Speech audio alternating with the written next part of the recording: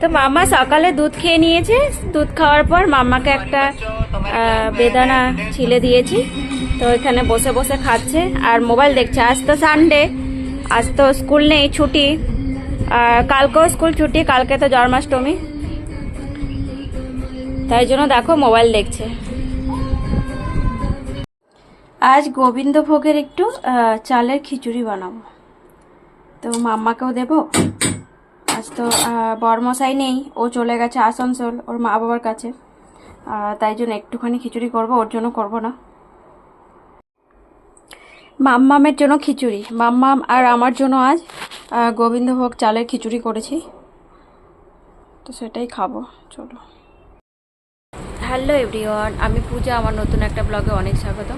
তো আমাদের চান টান করা, খাওয়া দাওয়া সব হয়ে গেছে, তো এখন বাজে 1টা। তো আমার মাম্মাম সকাল থেকে বলছিল আমাকে, মা চলো ইয়েতে যাই, পার্কে যাই, কারণ কাল রাতে না ওকে আমি বলছিলাম যে তোকে না কালকে পার্কে নিয়ে যাব।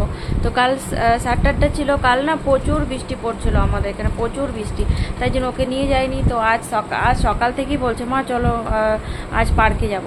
আর ওর পাপা ঘরে নেই, ওর পাপা তো চলে গেছে আসানসোল। তারপর একটু জেদ করছিল যাব বলে, তারপর আমি একটু বকেছি, তারপরে এই দেখুন ঘুমিয়ে পড়েছে।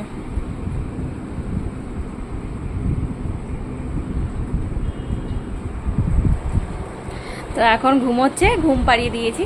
তো দেখি ঘুম থেকে ওঠার পর একটু নিয়ে যাব পার্কে, পার্কের থেকে ঘুরে আসার পর একটু ভালো লাগবে। তো চলো, টাটা।